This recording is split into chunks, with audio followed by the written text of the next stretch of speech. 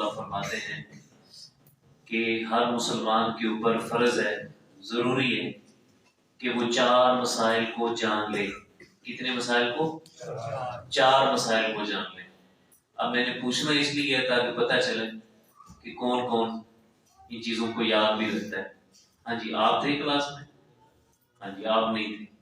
ہاں جی، آپ میری ویڈیو ہی بناتے ہیں؟ بتائیں جی کون کون سی 4 چیزیں؟ ہاں جی بتائیں۔ 4 چیزیں جن کو حاصل کرنا ہمارے لیے ضروری ہے۔ پہلی چیز علم حاصل کرنا، علم حاصل کرنا۔ دوسری چیز اللہ کی پہچان، عمل کرنا۔ وہ علم کی آگے چیز ہے کہ علم میں کیا کیا چیزیں ہیں؟ اللہ کی پہچان ہے، رسول کی پہچان ہے، کہ دین اسلام کی پہچان ہے۔ دوسری چیز ہم نے کیا پڑھی تھی؟ عمل کرنا، کہ علم آ گیا تو پھر عمل ضروری ہے۔ اگر علم ہو عمل نہ ہو تو پھر بھی تباہی ہے، اگر عمل ہو علم نہ ہو تو پھر بھی تباہی۔ تیسری چیز جو ہم نے پڑھی تھی وہ کیا ہے؟ الدعوۃ الی اللہ۔ علم آ گیا، عمل کر لیا، اب ہمارا تیسرا کام کیا ہے؟ دعوت دینا۔ جو ہمیں چیز پتہ چل گئی ہے اس کے بارے میں لوگوں تک وہ پیغام پہنچانا۔ چوتھی چیز ہم نے کیا پڑھی؟ ہاں، دعوت کے میدان میں جو تکلیفیں ملتی ہیں انسان کو، لوگوں کی باتیں سننا پڑتی ہیں، مولوی ہو گئے، داڑھی رکھ لی، مسیٹر ہو گئے، طرح طرح کی باتیں، یہ تو زبانی کلامی، مارا پیٹا جاتا ہے، گالیاں دی جاتی ہیں، گھروں سے در بدر کر دیا جاتا ہے، علاقوں سے نکال دیا جاتا ہے، مختلف قسم کے کیسز کر دیے جاتے ہیں، مارا جاتا ہے۔ تو یہ ساری کی ساری تکلیف کو بھی برداشت کیا جائے، یہ ہر مسلمان کے اوپر کیا ہے؟ ضروری ہے۔ ان ساری کی ساری چیزوں کا علم حاصل کرنا۔ اب جو ہے تکلیف کے اوپر صبر حاصل کرنا یا تکلیف اور مصیبتوں کے اوپر صبر کرنا، اب صبر کی بھی 3 صورتیں ہیں۔ ہم کہتے ہیں کہ صرف تکلیف آئے تو صبر کرنا یہی صبر ہے، نہیں۔ صبر کی 3 قسمیں ہیں، لکھ لیں آپ۔ صبر کی 3 قسمیں۔ الصبر علی الطاعہ، کہ ایک وہ صبر ہوتا ہے جو اللہ اور اس کے رسول کی اطاعت کے اوپر ہوتا ہے، کہ جو اللہ اور اس کے رسول کی اطاعت میں، فرما برداری میں زندگی گزار رہا ہوں، اسی کے اوپر میں نے صبر کرنا ہے۔ اب کسی اور کے پیچھے میں نے چلنا نہیں ہے، اس کو بھی صبر کہتے ہیں۔ صبر صرف یہ نہیں ہوتا کہ جو تکلیفوں پہ صبر کرے، نہیں، اللہ اور اس کے رسول کے راستے پر اطاعت اور فرما برداری کے اوپر ڈٹ جانا۔ تکلیفیں آتی ہیں، لوگ روکتے ہیں، رکاوٹیں ڈالتے ہیں، نہیں، میں اللہ اور اس کے رسول کی اطاعت کے اوپر صبر کروں گا، جو مرضی مجھے ہوتا ہے۔ یہ اطاعت کے اوپر صبر ہے۔ دوسرا ہے الصبر عن المعصیہ۔ الصبر عن المعصیہ، دل چاہتا ہے میں گناہ کروں، دل چاہتا ہے میں چوری کروں، دل چاہتا ہے میں جھوٹ بولوں، لیکن نہیں، میں نے معصیت کے اوپر نہیں جانا، میں نے اطاعت کے اوپر رہنا ہے۔ یہاں پر بھی صبر ہے۔ صبر کیا ہے؟ کہ آپ نے اپنے ضمیر کو، آپ نے اپنے دل کو، آپ نے اپنے آپ کو رو کے رکھنا ہے، صابر بنانا ہے کہ میں نے گناہ کی طرف نہیں جانا۔ آپ نے اپنے آپ کو ایک جگہ پر قائم رکھنا ہے کہ میں نے بدکاری کی طرف نہیں جانا، حلال طریقے میں نے استعمال کرنا ہے۔ یہ بھی صبر ہے۔ الصبر علی المعصیہ، کہ گناہ کو چھوڑنے پر صبر اختیار کرنا، گناہ اور نافرمانی سے اپنے آپ کو دور رکھ کے صبر اختیار کرنا۔ تیسری چیز یہ ہے الصبر علی اقدار اللہ التي تسر والتي تغلب، اللہ تعالیٰ کی جو تقدیر آپ کے بارے میں لکھ دی گئی ہے، وہ چاہے آپ کے حق میں ہے یا آپ کے برخلاف ہے، جو آپ کو نظر آ رہا ہے، آپ نے اس پر رضامندی کا اظہار کرنا ہے، اس پر آپ نے صبر کرنا ہے۔ یہ بھی ایک صبر ہے۔ بعض لوگ ہوتے ہیں شکوے شکایات ان کی زبان پر آتے ہیں، لے تکلیف اللہ ساڈے واسطے لکھ دیتی ہیں، لے غربت ساڈے واسطے نہیں ہونی سی، باقی سارے کافر اس طرح رہ رہے ہیں، اس طرح رہ رہے ہیں، یہ تکلیفاں لکھیاں ساڈے واسطے لکھیاں نہیں۔ الصبر علی اقدار اللہ، اللہ نے آپ کے مقدر میں جو کچھ لکھ دیا ہے اس پر صبر کریں۔ یہ صبر کی 3 صورتیں۔ تو صبر صرف تکلیفوں پر نہیں ہوتا، اللہ کی اطاعت پر بھی ہے، اور نافرمانیوں سے اپنے آپ کو دور رکھ کر بھی ہے، اور اللہ تعالیٰ کی جو تقدیر ہے، جو اللہ نے ہمارے مقدر میں چیزیں لکھ دی ہیں، خوشیاں ہیں یا غمیاں ہیں، اس پر انسان کو صبر کا مظاہرہ کرنا، یہ صبر ہے۔ اب اس کے بعد آج کا ہمارا دوسرا سبق ہے، امام صاحب رحمہ اللہ کیا لکھتے ہیں؟ اعلم، ہے آپ کے پاس موجود؟ نظر آ رہا ہے آپ کو؟ اعلم جان لیجیے، اعلم جان لیجیے، رحمک اللہ اللہ آپ پر رحم کرے۔ وہ چیزیں یاد آ رہی ہیں نا کہ سب سے پہلے وہ کہہ رہے ہیں وَعْلَمْ جان لیجیے، علم حاصل کرنا ضروری ہے، اور ساتھ ہی دعا بھی دیتی ہے۔ ہمیں سے کتنے ایسے لوگ ہیں جنہوں نے اپنی یہ عادت بنائی ہے، کوئی والد ہے تو وہ اپنے بیٹے کو دعا دے، اپنی بیٹی کو دعا دے، کوئی والدہ ہے تو وہ اپنی بیٹے اور بیٹیوں کو، اپنے پوتے اور پوتیوں کو ہمیشہ دعاؤں میں یاد رکھے۔ بعض لوگ ہوتے ہیں دعائیں دیتے ہی نہیں۔ تو یہاں پر امام صاحب جو بھی نقطہ شروع کرتے ہیں اس سے پہلے یہ کہتے ہیں جان لو، علم حاصل کرو، رحمک اللہ اللہ آپ پر رحم کرے۔ تو لہذا ہمیں بھی سلام کے ساتھ یہ عادت بنانی چاہیے، آپ کے ساتھ کوئی ملے بات کرے آپ دعاؤں کے بعد لگاتے ہیں، تو یہ چیز ہے۔ تو وہ کہتے ہیں اعلم جان لیجئے، رحمک اللہ اللہ آپ پر رحم کرے، انہو یجب کہ واجب ہے، علی کل مسلم ہر مسلمان پر، کیا ہے ہر مسلمان پر واجب ہے۔ واجب کی کیا تعریف ہے؟ واجب کس کو کہتے ہیں؟ فرض کس کو کہتے ہیں؟ اس کی کیا ڈیفینیشن ہم کر سکتے ہیں؟ ہاں جی، ما یصاب فاعلہ ویعاقب تارکہ، واجب یا فرض وہ عمل ہوتا ہے جس کو آپ چھوڑ دیں تو اس پر آپ کو سزا ملے گی، اور جس کو آپ کریں تو اس پر آپ کو ثواب ملے گا، اس پر آپ کو ثواب ملے گا۔ یہ واجب اور فرض ہے کہ جو کام آپ کریں گے تو آپ کو ثواب ہے، اگر وہ آپ چھوڑ دیں گے تو آپ کو گناہ ملے گا۔ اس کو کہتے ہیں واجب اور فرض۔ مباح یہ ہوتا ہے کہ آپ کر لو تو ثواب ہے، نہ کرو تو آپ کو گناہ کوئی نہیں۔ لیکن یہاں پر کس کی بات ہو رہی ہے؟ واجب کی۔ امام صاحب کہتے ہیں انہو یجب کہ واجب ہے، علی کل مسلم ہر مسلمان پر، مرد پر، و مسلمت اور ہر مسلمان عورت پر، کیا واجب ہے جی؟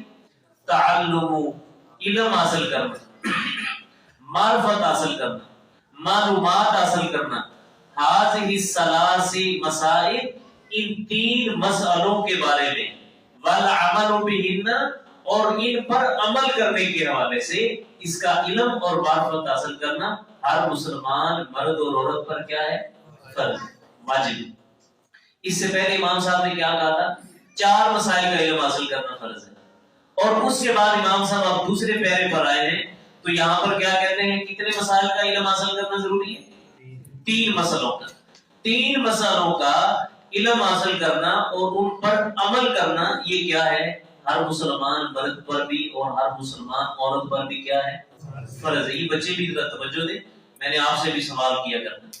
ہاں جی، سب سے پہلا مسئلہ جس کے بارے میں امام صاحب فرماتے ہیں الاولا، الاولا پہلا، اول کہتے ہیں نا پہلے کو، تو جب ایک مؤنث کے لیے آتا ہے تو اول کی مؤنث اولا ہوتی ہے، تو یہاں پر کہتے ہیں الاولا، پہلا مسئلہ، پہلی بات وہ کیا ہے؟ ان اللہ، کہ اللہ تعالی نے خلقنا، ہم کو پیدا کیا ہے۔ یہ بات ہر بندے کو جان لینا چاہیے، ان اللہ خلقنا، کہ اللہ تعالیٰ نے ہمیں، بولے بولے سب، اللہ تعالیٰ نے ہمیں پیدا کیا ہے، ورزقنا، اور اللہ تعالیٰ نے ہمیں رزق دیا ہے۔ اللہ تعالیٰ ہمیں پیدا کرتا ہے اور وہی ہمیں رزق دیتا ہے۔ 2 باتیں ہوگی، وَلَمْ يَتْرُكْنَا عَمَلًا، اور اللہ تعالیٰ نے ہمیں نہیں چھوڑا، اللہ تعالیٰ نے ہمیں پیدا کر کے نہیں چھوڑا، عملاً فضول، اللہ تعالیٰ نے ہمیں پیدا کر کے بے مقصد نہیں چھوڑ دیا، اللہ تعالیٰ نے فضول نہیں ہمیں چھوڑ دیا کہ میں نے تمہیں پیدا کر دیا جو مرضی کرتے ہو، نہیں۔ 3 چیزیں ہم نے پڑھ لی ہیں پہلے مسئلے میں، اللہ تعالیٰ نے ہمیں پیدا کیا، اللہ تعالیٰ ہمیں رزق دیتا ہے، اور اللہ تعالیٰ نے ہمیں پیدا کر کے ہمیں فضول نہیں چھوڑا، اللہ تعالیٰ نے ہمیں بے لگام نہیں چھوڑ دیا کہ آپ جو چاہیں وہ کرتے رہیں، بلکہ کیا کیا؟ بلکہ ارسلہ، اللہ تعالیٰ نے بھیجا، الینا، ہماری طرف، رسول کو، بلکہ اللہ نے ہماری رشد و ہدایت کے لیے ہماری طرف کیا بھیجا؟ رسول بھیجا، فمن اطاعہ جس بندے نے اس رسول کی اطاعت کی دخل الجنہ وہ بندہ جنت میں داخل ہوئے گا، ومن عصاہ اور جس نے اس نبی کی نافرمانی کی دخل النار وہ کہاں پہ داخل ہوگا؟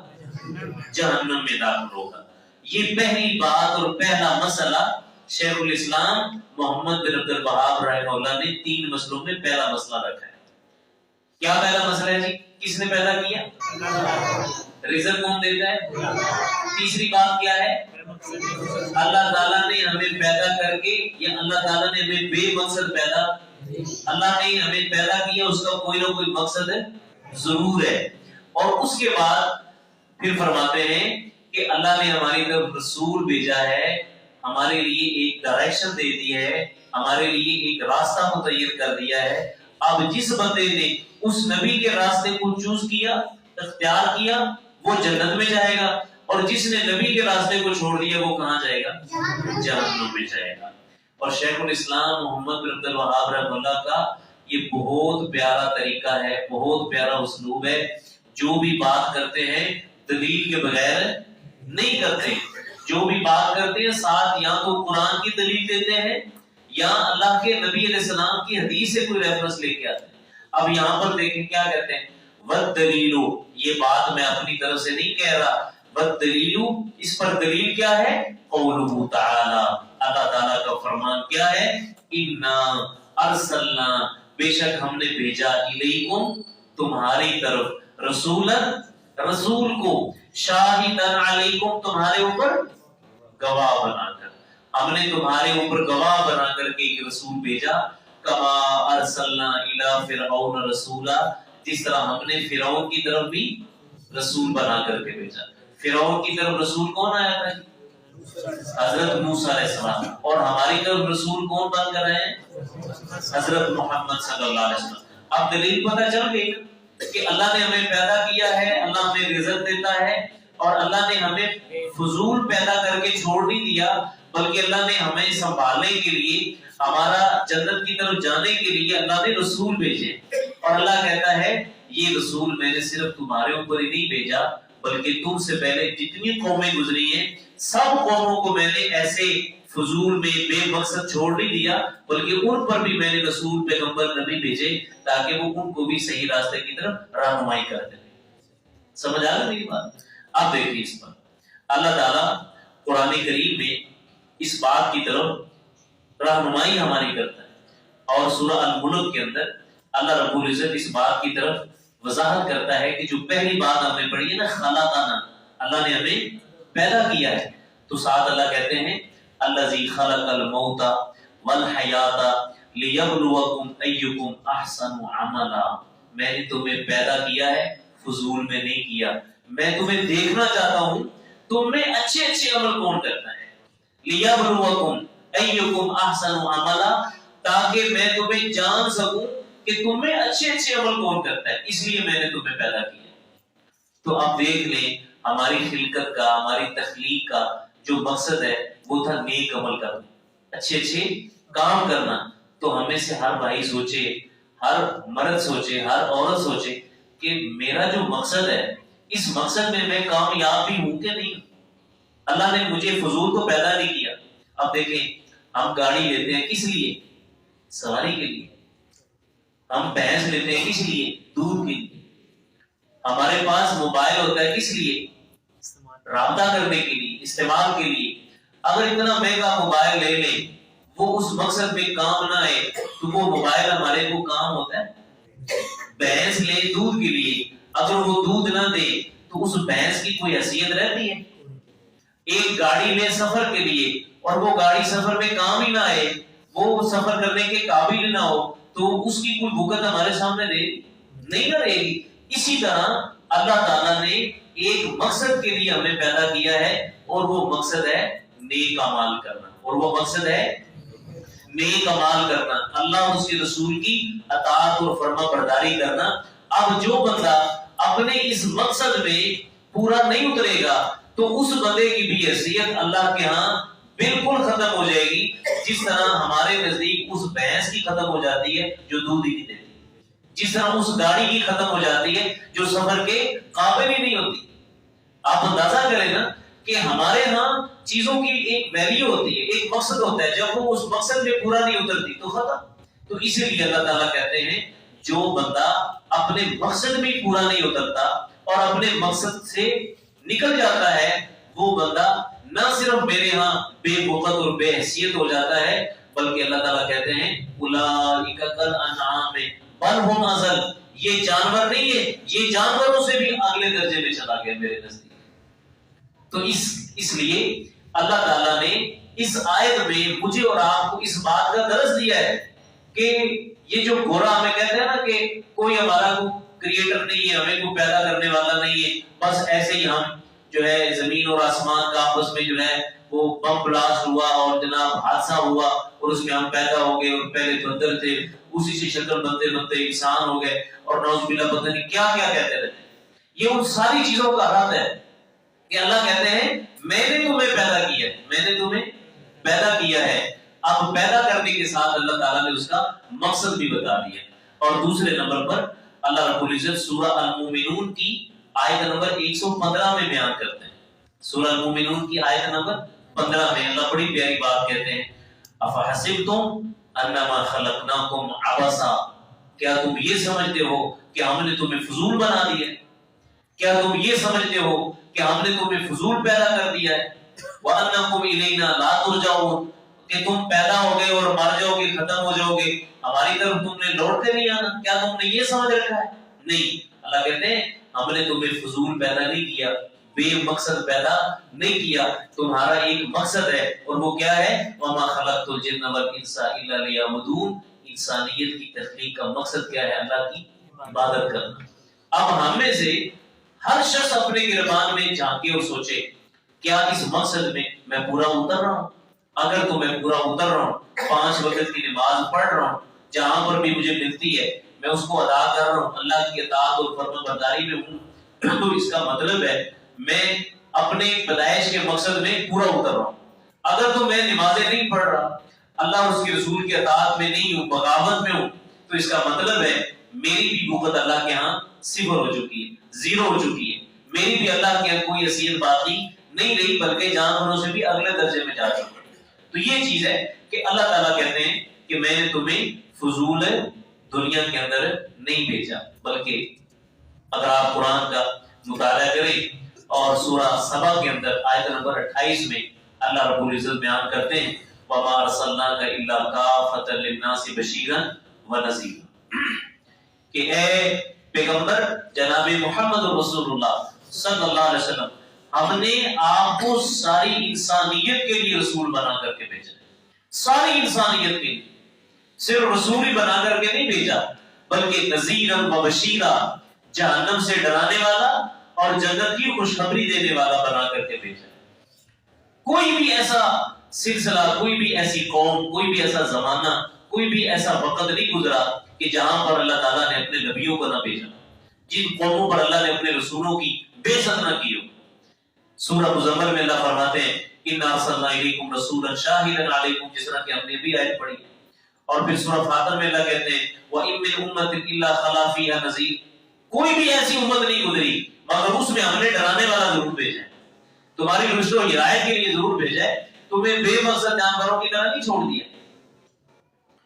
اور سورہ نحل میں اللہ کہتے ہیں وَلَقَدْ بَعَثْنَا فِي كُلِّ أُمَّةٍ رَسُولًا أَنِ اعْبُدُوا اللَّهَ وَاجْتَنِبُوا الطَّاغُوتَ، ہم نے ہر امت میں رسول بھیجا جس نے یہ دعوت دی أَنِ اعْبُدُوا اللَّهَ، اللہ کی عبادت کر لو، وَاجْتَنِبُوا الطَّاغُوتَ، شیطان سے بچ جاؤ، ان سرکشوں سے بچ جاؤ، اللہ کے باغیوں سے بچ جاؤ.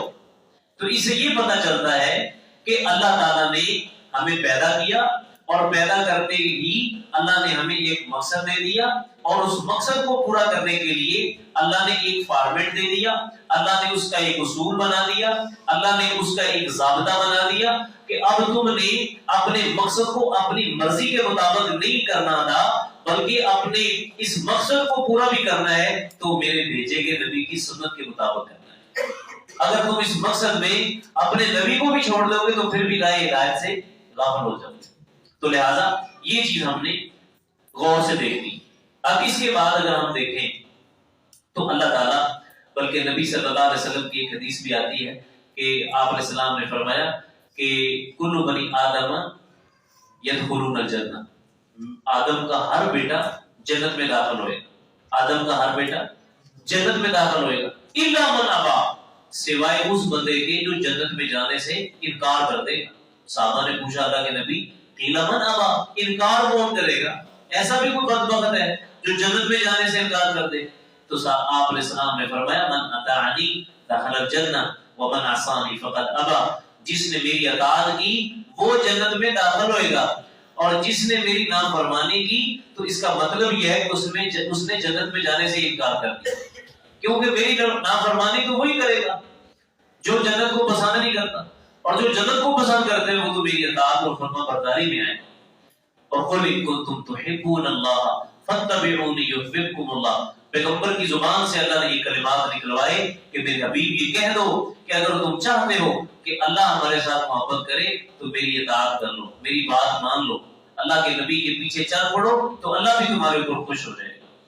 تو اس لحاظ سے یہ چیزیں بڑی ضروری ہیں کہ اللہ تعالیٰ نے ہمیں پیدا کیا ہے، اور اللہ تعالیٰ نے بے مقصد ہمیں پیدا نہیں کیا، ہمارا ایک مقصد ہے، ہم تو پھر بھی انسان ہیں نا۔ آپ اندازہ کریں، صحیح بخاری میں حدیث ہے، نبی صلی اللہ علیہ وسلم ایک بنو اسرائیل کی روایت بیان کر رہے تھے کہ ایک بنو اسرائیلی شخص تھا اور وہ اپنے بیل کو لے کر کے جا رہا تھا، تو ایک بیل کے اوپر بیٹھ کے سواری کر رہا تھا، تو بیل بولا اور وہ انسانی کلمات اپنی زبان سے اس نے نکالے، اس نے کہا اپنے مالک کو مخاطب کر کے اِنَّا لَمْ نُخْلَقْ لِهَٰذَا، مالک اللہ نے ہمیں سواری کے لیے پیدا نہیں کیا، اللہ نے ہمیں سواری کے لیے پیدا نہیں کیا، اِنَّا خُلِقْنَا لِلْحَرْثِ، اللہ نے ہمیں کھیتی باڑی کے لیے بنایا ہے۔ اللہ نے ہمیں کس کے لیے بنایا ہے؟ کھیتی باڑی کے لیے۔ اس پر بہت سارے علماء نے لکھا ہے بڑی پیاری بات کہ دیکھ لیں انسان، تو اشرف المخلوقات ہے، تیرے اندر اللہ نے عقل اور شعور بھی رکھا ہے، تو ان ساری نعمتوں کے پانے کے باوجود بھی آج تک یہی نہیں سمجھ پایا کہ میرا مقصد کیا ہے زندگی میں، میرا اس دنیا میں آنے کا مقصد کیا ہے، تجھے معلوم نہیں ہو سکا، لیکن ایک جانور کو معلوم ہے کہ اللہ نے مجھے کس لیے پیدا کیا ہے۔ وہ جانور بول کے بتا رہا ہے کہ بھائی اللہ نے ہمیں سفر کے لیے نہیں بنایا، اللہ نے ہمیں کھیتی باڑی کے لیے بنایا ہے۔ ہل جو اور ہم چلاتے ہیں آپ کی کھیتی میں، آپ کی زمین پر جا کے چلاتے ہیں، یہ سفر ہم سے نہیں کیا جاتا، نہ ہمیں اللہ نے اس کے لیے بنایا ہے۔ ایک جانور کو اپنے مقصد کا پتہ ہے، اندازہ کریں۔ تو صحیح بخاری میں وہ جو دوسری روایت ہے کہ جب مدینے کا نام یثرب تھا اور اللہ کے نبی علیہ السلام ابھی قریب ہجرت کر کے مدینہ میں آئے تھے، تو ایک چرواہا بکریاں چرا رہا تھا، تو اچانک اس کی ایک بکری کو ایک بھیڑیے نے آ کے دبوچا اور اس بکری کو اٹھا کے بھاگ نکلا۔ اب یہ چرواہا بھی، اس نے چھڑی پکڑی بھی ہے اور پیچھے پیچھے دوڑ رہا ہے، بالآخر اس بھیڑیے کے منہ سے بکری چھڑانے میں کامیاب ہو۔ اب حدیث میں سے بخاری میں الفاظ ہیں کہ مقنع علی ذنبہ یتکلم کلام الانس، یہ بھیڑیا اپنی دم پر بیٹھ جاتا ہے اور اس مالک کو جس کی بکری اس نے اٹھائی تھی اس کو مخاطب کر کے کہتے ہیں کہ تو نے میرے منہ سے ایک ایسا رزق چھین لیا ہے قد ساقہ اللہ الیہ، جو اللہ نے میری طرف رکھ دیا تھا، جو اللہ نے میرے قریب کر دیا تھا، تو نے میرے منہ سے چھین لیا۔ جب یہ بات کر رہے ہیں نا تو حدیث میں ہے کہ وہ بندہ بڑا حیران ہوا کہ مقنع علی ذنبہ اور یتکلم بکلام الانس، یہ ہے جانور بھیڑیا اور اپنی دم پر بیٹھ کے بات ایسی کر رہے ہیں جیسے انسان بات کرتے ہیں، کلام ایسی کر رہے ہیں جیسے انسان بات کرتے ہیں۔ وہ بڑا حیران ہوا، بھیڑیے کو بھی محسوس ہوگا کہ یہ بڑا حیران ہو رہا ہے، اس بھیڑیے کے الفاظ نے، اس نے کہا تو میری گفتگو پہ حیران ہوتا ہے، تو یہاں بکریاں چلا رہا ہے اور تجھے پتہ ہی نہیں ہے، میں تمہیں اس سے زیادہ عجیب بات بتاتا ہوں کہ تو یہاں بکریاں چلا رہا ہے اور مدینہ میں ایک شخص آیا ہے جس کو کہتے ہیں محمد رسول اللہ صلی اللہ علیہ وسلم، یخبر الناس بما قد سبق، وہ گزشتہ امتوں کی باتیں اپنی قوم والوں کو بتا رہا ہے اور تو یہاں بکریاں چلا رہا ہے۔ یعنی ایک جانور کو بھی اللہ نے سینس دیا ہے، ایک جانور بھی جانتا ہے کہ اللہ کون ہے، ایک جانور کو بھی معلوم ہے کہ رسول اللہ کون ہے، ایک درخت کو بھی معلوم ہے کہ رسول اللہ کون ہے، ایک پتھر کو بھی معلوم ہے کہ اللہ کون ہے اور رسول کون ہے، ایک انسان ہو کر بھی ابھی تک اسے معرفت نہ ملے کہ اللہ کون ہے، رسول کون ہے، دین کیا ہے، اس کا مطلب ہے بدبختی ہے۔ صحیح بخاری میں آتا ہے نا، نبی صلی اللہ علیہ وسلم نے فرمایا مدینہ میں آپ حضرت عائشہ کو مخاطب کر فرماتے ہیں عائشہ آج بھی مدینہ میں ایک ایسے پتھر کو جانتا ہوں جو نبوت ملنے سے پہلے بھی مجھے سلام کیا کرتا تھا۔ پتھر بھی جانتا ہے رسول اللہ کون۔ صحیح بخاری میں ہے آپ علیہ السلام نے احد کے پہاڑ کو مخاطب کر کے فرمایا تھا ھذا جبل یحبنا ونحبه، یہ پہاڑ ہم سے محبت کرتا ہے اور ہم اس سے کرتے ہیں۔ آپ علیہ السلام اس احد پہاڑ پر کھڑے تھے اور پہاڑ نے حرکت کرنا شروع کر دی اور آپ اس پر پاؤں مارا اور فرمایا اما علمت ان علیک نبی وصدیق وشہیدین، تو جانتا نہیں ہے تیرے اوپر ایک نبی کھڑا ہے، ایک صدیق کھڑا ہے، دو شہید کھڑے ہیں، تو پھر بھی حرکت کرنے سے بات نہیں آتی۔ صحابہ فرماتے ہیں حضور کی اس حدیث کو سننے کے بعد پہاڑ میں جرأت نہیں آئی کہ وہ دوبارہ حرکت کر سکے۔ ایک پہاڑ کو معلوم ہے کہ رسول اللہ کون ہے۔ صحیح بخاری میں ہے درخت جانتا ہے اللہ کون ہے، رسول کون ہے۔ آپ علیہ السلام قضاء حاجت کے لیے جا رہے تھے اور آپ ہمیشہ اوٹ میں بیٹھتے تھے، پردے میں بیٹھتے تھے، کوئی جگہ پردہ نہیں ملی۔ آپ نے دو زمینوں میں دو درخت تھے، آپ نے دونوں کو اشارہ کیا کہ ادھر آ جاؤ۔ وہ دونوں درخت اپنی زمینوں سے چلتے چلتے آئے اور انہوں نے آ کر کے اوٹ بنائی، پردہ بنایا، نبی صلی اللہ علیہ وسلم نے وہاں پر قضاء حاجت کی، اس کے بعد اشارہ کیا، وہ دونوں چلے گئے۔ بات کیوں مانی کہ وہ جانتے تھے کہ یہ رسول اللہ صلی اللہ علیہ وسلم کی ذات ہے، ان کی بات ان کا اشارہ موڑا نہیں جا سکتا۔ یہ ہم ہیں مسلمان کہ کلمہ بھی حضور کا پڑھتے ہیں اور بات پھر شیطان کی مان لیتے ہیں، کلمہ نبی کا پڑھتے ہیں، بات پھر غیروں کی مان لیتے ہیں، نبی صلی اللہ علیہ وسلم سے محبت کے دعوے کرتے ہیں لیکن اتباع اور اطاعت گورے کی کر لیتے ہیں۔ یہ تو ہمارے ایمان ہے نا، لیکن درخت کا اور بے جان چیزوں کے بارے میں اگر آپ جانیں تو آپ کو معلوم ہو سکے۔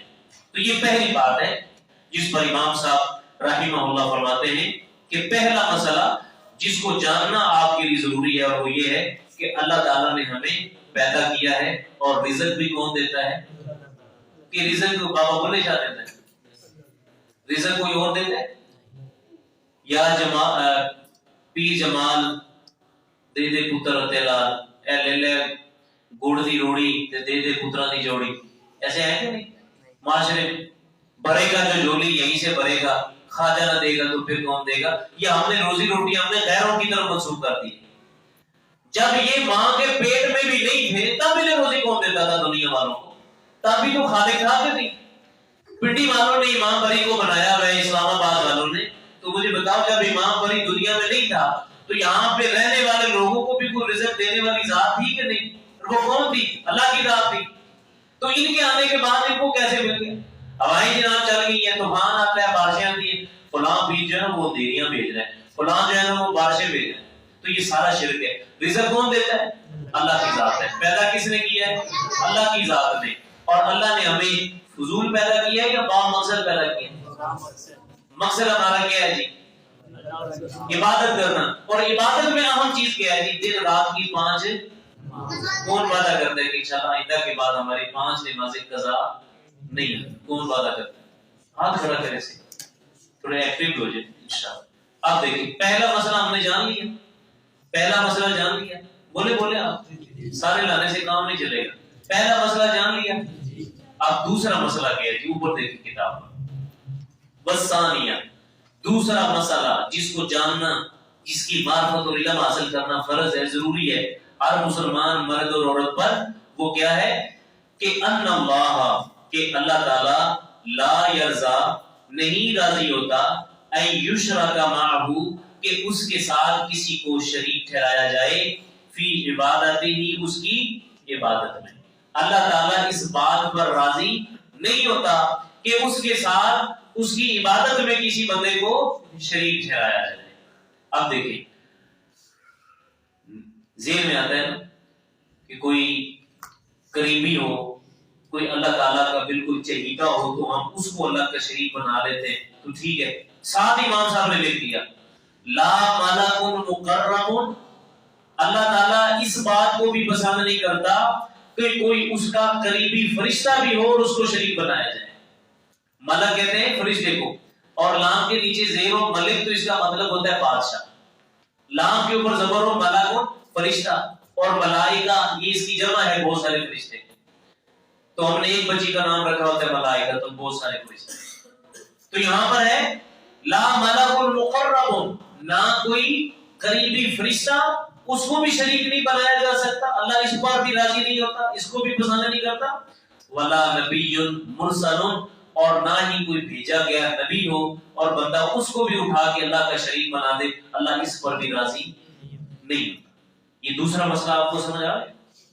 ہمارے یہاں بعض دفعہ یہ ہوتا ہے نا، ہم کہتے ہیں کہ اگر کوئی گناہگار شخصیت ہو تو اس کو ہم اللہ کا شریک بنائیں گے تو یہ اللہ تعالیٰ کو غصہ آئے گا، لیکن ہم ایسا کرتے ہیں جو نیک لوگ ہیں نا، بزرگ ہیں، ہم ان کو اللہ کے قریب کر دیتے ہیں، ہم ان کو اللہ تعالیٰ کا شریک بنا دیتے ہیں، تو اللہ تعالیٰ نے اور اس کے نبی نے دونوں چیزوں کا انکار کر دیا کہ میرے نزدیک جس طرح ایک گناہگار کو اللہ کا شریک بنانا ایک شرک ہے اور بڑا گناہ ہے، اسی طرح اگر آپ کسی نیک شخص کو بھی اٹھا کے اللہ کا شریک بناؤ گے نا، ایون کہ آپ کسی فرشتے کو یا اس کے کسی نبی کو اٹھا کے اللہ کا شریک بنا دو گے نا، اللہ تعالیٰ کو یہ کام اتنا ہی ناپسند ہے، یا یہ کام اتنا ہی شرک اور کفر والا اور کبیرہ گناہ ہے جتنا کسی بدکار اور برے انسان کو اللہ کا شریک بنانے جیسا ہے۔ سمجھ آ رہی ہے؟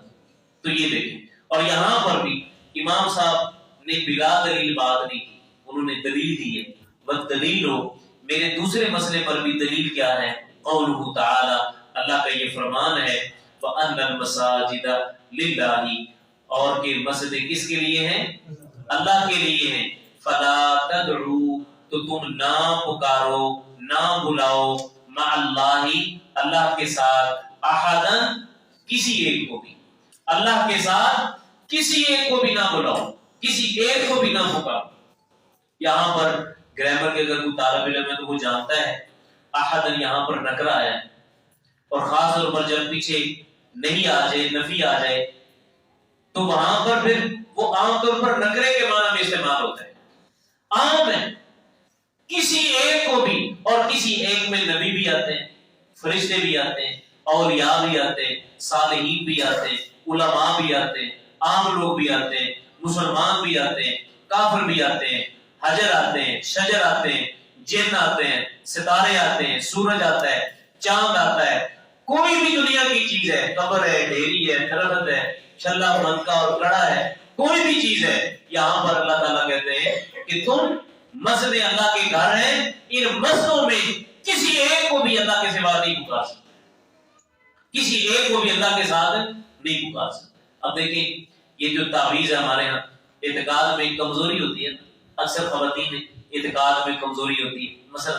ہمارے ایک مسئلہ ہوتا ہے صفت رحم کا، کہ جو عام طور پر یہ جو بارشم ہوتے ہیں، یہ ہمارے ہاں عام مسئلے چل رہے ہیں، یہاں پر آ کر کے جو ساس ہے وہ بھی ایمان میں کمزور ہے، اور بہو ہے وہ تو ویسے ہی بھی بیچاری بچی ہے، اس کو تو ویسے ہی مسائل ہوتے ہیں، تو وہ بھی پریشان ہے، ساس بھی پریشان ہے، خامد ہے تو وہ بھی پریشان ہے، ایک دو بار ایسا مسئلہ ہو جائے تو معاشرے والے کہتے ہیں جی آپ پر جادو ہو گئے، فلاں بزرگ کے پاس جاؤ، جا کر کے کوئی تعویذ لے آؤ، آپ باندھ لو پیٹ کے ساتھ، آپ بازو کے ساتھ باندھ لو، مسئلے کوئی نہیں۔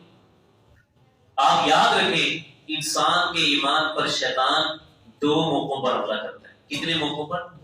انسان، یا اس انداز میں سمجھ لیں کہ انسان کے ایمان کا، بندے کے مومن ہونے کا پتہ ہی دو موقعوں پر چلتا ہے کہ یہ کتنا بڑا مومن ہے، ایک خوشی ہے اور ایک غمی ہے، ایک پریشانی ہے اور ایک خوشی ہے۔ پریشانی کے موقع پر بھی شیطان کہتا ہے یہ پریشان ہے، اب اس کے دل میں اللہ کے بارے میں نفرت پیدا کر دو، اب اس کے دل میں شرک پیدا کر دو کہ یہ پریشان ہے، وہاں اگر نہ گیا تو اس کی پریشانی اور بڑھ جائے گی، اس کو شرک کی طرف لے کر کے جاؤ۔ پریشانی میں بھی آپ نے ثابت قدم رہنا ہے، خوشی میں آ کر کے انسان کہتا ہے یہ کیڑا روز کا دن ہے، یہ کوئی میرا پتر ہے، ان کی شادی ہونی ہے، دوجی نے پاکستان چ کرن نہیں دیتے، تے لہذا سان ٹول بجانے کنجر لے کے انہیں اللہ کی نافرمانیاں کرنی ہیں، تو خوشی کے موقع پر بھی شیطان انسان پر حملہ کرنا شروع کر دیتا ہے۔ تو خوشی اور غمی دو موقعوں پر انسان کا ثابت قدم رہنا، یہ کیا ہے؟ یہ ایمان ہے۔ یہ کیا ہے؟ ایمان ہے۔ تو ہمارے اوپر کوئی بھی مشکل آ جائے، خواہ وہ ہماری کوئی بہن ہو، ہمارا کوئی بھائی ہو، ہمارا کوئی بزرگ ہو، ہماری کوئی ماں ہو، تو کبھی بھی اللہ کے ساتھ شرک نہیں کرنا۔ نبی علیہ السلام نے کیا فرمایا؟ من علق تمیمۃ فقد اشرک، جس بندے نے کوئی تعویذ لٹکایا اس نے کیا کیا؟ اللہ کے ساتھ شرک کیا۔ اور پھر حدیث میں آتا ہے کہ جو بندہ کسی چیز کے اوپر توکل کر لیتا ہے نا تو وہ